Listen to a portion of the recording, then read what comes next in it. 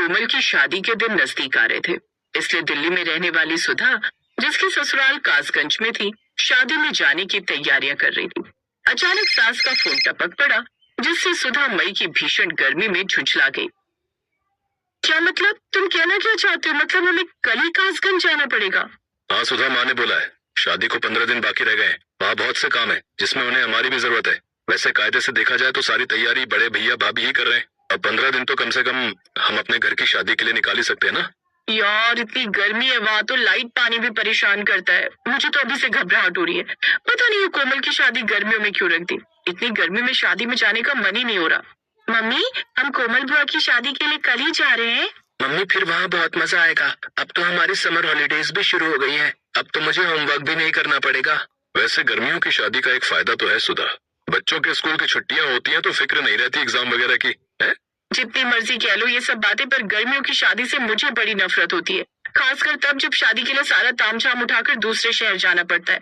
अभी तो मैंने शादी के लिए कोई ड्रेस भी सेलेक्ट नहीं की, पता नहीं क्या पहनूंगी। गुस्से में सुधा ने पैकिंग की और अगले दिन वो पति और बच्चों के साथ कासगंज ननद की शादी में पहुंच गई। अरे बड़ी बहू, वो हाथ वाला पंखा ले आ। वैसे तो रोजाना लाइट पूरी आ रही है, पता नहीं आज ही क्यों इतनी देर कट मार गई। अरे माँ, लाइट को भी पता था आज दिल्ली वाले आ रहे हैं, इसीलिए चली गई। सब हंस देते हैं। ताऊ जी, आइसक्रीम खानी है। मुझे भी आइसक्रीम खानी है।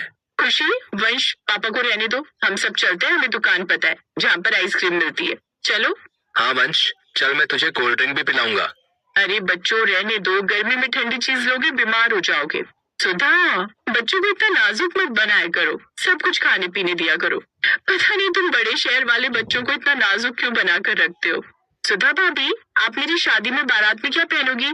अभी तो कुछ लिया ही नहीं है, खरीदने का टाइम ही नहीं मिला। अरे शादी तो आई खड़ी और तुमने अभी तक कुछ खरीदा नहीं। अरे बहू, जिस दुकान से तुमने लहंगा चोली खरीदा है वहीं से बहू को भी कल दिलवा दो। माँ जी, इतनी गर्मी में लहंगा नहीं पहना जाएगा, बहुत गर्मी है। मैं तो सोच रही थी एक सिंपल सी साड़ी पहन लूं। अरे बहू, घर की शादी है, मेहमानों के सामने तुम लोगों ने ही रहना है। बारात का स्वागत तुम सबने करना है। घर की बहुएं हो तो भारी लहंगा या बनारसी साड़ी ही अच्छी लगेगी। कल बहू के साथ जाकर बढ़िया सा भारी लहंगा खरीद लाओ। सुनो जी, तुम पैसे दे देना, जितने का भी आएगा सुधा बहू खरीद लेगी। हाँ हाँ बड़ी बहू, तुम खरीद लेना, दुकानदार से पर्ची बनवा लेना, मैं खुद ही दे दूंगा पैसे। ठीक है बाबूजी। लाइट चली गई और रात भर नहीं आई। घर में इन्वर्टर भी नहीं था। सब लोग घर के आंगन में बिस्तर बिछाकर सोए। कहाँ फंस गई, इतनी गर्मी में भारी लहंगा कैसे पहनूंगी। मैंने तो सोचा था एक कॉटन सिल्क वाली कोई अच्छी सी साड़ी पहन लूंगी या फिर कोई सूट, पर ये लोग मुझे भारी लहंगा पहना कर ही रहेंगे। उस रात सुधा को नींद नहीं आई। एक तो गर्मी, ऊपर से मच्छर। सारी रात बिना लाइट के सब आंगन में सोए। शादी की तैयारी चल रही थी, इसलिए सब सुबह जल्दी उठ जाते थे। सुधा, रसोई में आकर फटाफट मेरे साथ खाना बनवा लो, फिर मैं तुम्हें बाजार ले चलूंगी। लाइट अभी तक नहीं आई, नहाने का पानी भी नहीं है भाभी। हाँ, बाहर से जो हैंडपंप लगा हुआ है भरवा लो। मनोज को बोल तो 2 बाल्टी भर कर ला देगा, उसी से नहा लेना। भाभी मैं भर लाता हूँ। सुधा 2 मिनट रुको, मैं पानी लेकर आता हूँ, फिर तुम नहा लेना। पर 1 बाल्टी पानी से मैं कैसे नहाऊंगी? अब क्या करे, छोटे शहरों में ऐसे ही होता है। 1-1 बाल्टी पानी से सबको नहाना पड़ा। शाम को सुधा बाजार से लौटी तो उसका चेहरा उतरा हुआ था। उसे जबरदस्ती इतना भारी लहंगा खरीदना पड़ा जिसका बिल्कुल भी मन नहीं था। अरे वाह भाभी, लहंगा तो बहुत सुंदर है, आप इसमें बहुत सुंदर लगोगे। बहुत सुंदर लहंगा है, रंग भी बहुत अच्छा है, नीला चटक।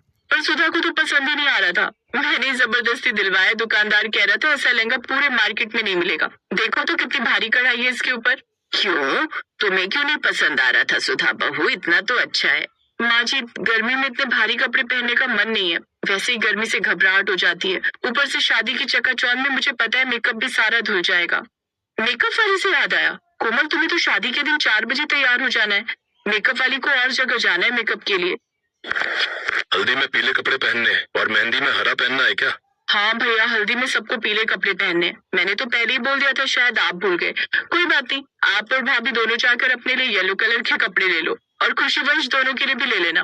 भाभी, आपने तो ले लिए थे ना? हाँ, मैंने सब कपड़े ले लिए, बस अब इन्हीं की तैयारी कर रही हूँ। पता नहीं सुधा, तुमने शादी की कोई भी तैयारी क्यों नहीं की? क्या सब कुछ यहीं से ले रही हो? भाभी, मैंने की थी शॉपिंग, पर मुझे वो कपड़े कोई पहनने ही कहाँ दे रहा है। सब बोल रहे हैं कि हैवी कपड़े पहनो, इसलिए मैंने वो कपड़े निकाले ही नहीं जो लाई हूँ। कुछ दिन बाद शादी की रस्में शुरू हो जाती हैं। मेहंदी का फंक्शन घर की छत पर ही रखा गया। कि मेहंदी का फंक्शन घर की छत पर रख दिया, कितनी छोटी जगह है, मेहमान इतने सारे बुला लिए। देखो मेरी तो मेहंदी पसीने में धुल गई। अरे मनोज आना, सारे मेहमान तुझे बुला रहे हैं। सुधा मैं मेहमानों को देखता हूँ, भैया के खास पुराने यार दोस्त हैं। सुधा को बहुत गुस्सा आ रहा था। उसे लग रहा था बस जल्दी ये शादी का फंक्शन निपटे और वो ये भारी कपड़े और जेवर उतार फेंके। अगले दिन हल्दी थी। हल्दी की रस्म के लिए सबने पीले रंग के कपड़े खरीदे थे। कोमल भी पीला सूट पहनकर तैयार हुई। गर्मी हद में थी। अरे भैया, हॉल में सब मेहमानों को गर्मी लग रही है, एसी चालू कर दो। सर, हॉल वाले एसी में कुछ खराबी आ गई है। अगर आप कहें तो बाहर गार्डन में हल्दी के लिए अरेंजमेंट में लड़कों को बोलकर करवा देता हूँ। बड़े अजीब आदमी हो भैया, इतनी गर्मी पड़ रही है, शादी का फंक्शन है और तुम कह रहे हो कि हॉल का एसी नहीं चल रहा, खराब हो गया। मनोज बेटा, ये लड़ने का समय नहीं है, लड़के वाले आते ही होंगे। वो लोग शादी के लिए निकल चुके हैं, सारी रस्में वो भी हमारे साथ ही करेंगे। कुछ देर बाद बैंकेट हॉल में लड़के वाले भी आ गए, क्योंकि वो दूसरे शहर रहते थे। लड़कों और लड़की की हल्दी की रस्म शुरू होने वाली थी, पर एसी चल नहीं रहा था। इस वजह से सब पसीने में तरबतर हो रहे थे। अचानक सुधा की नजर कोमल के सूट पर जाती है। कोमल उस समय एक कमरे में तैयार हो रही थी। कोमल, तुम्हें तो अभी हल्दी लगी नहीं, तुम्हारे सूट से सारा पीला रंग निकल रहा है। भाभी, अब क्या करूं, सब मेरे ऊपर हंसेंगे। अभी तो हल्दी की रस्म शुरू भी नहीं हुई और मेरी तो पूरी बॉडी पर ये सूट पीला रंग छोड़ रहा है। कोमल, अब टाइम नहीं है दूसरा पीला सूट खरीदने का, इसी में तुम्हें बाहर जाना होगा। नहीं भाभी, इसका चेहरा भी पीला हो गया है, मजाक बनेगा, लोग कहेंगे कि सूट का रंग निकल रहा है, कैसा सूट पहना है। आपको नहीं पता, तरह तरह की बातें बनाते हैं लोग। कोमल, मेरे पास एक बहुत सुंदर येलो कलर की साड़ी है, प्लेन है, पर हल्दी के फंक्शन में तुम पर बहुत खिलेगी। और साड़ी वैसे भी हल्दी में अच्छी लगती है, मैं तुम्हें अपनी साड़ी पहना देती हूँ। सुधा वो साड़ी बारात में पहनने के लिए लाई थी। जब उसने अटैची में से साड़ी बाहर निकाली तो कोमल पहचान गई।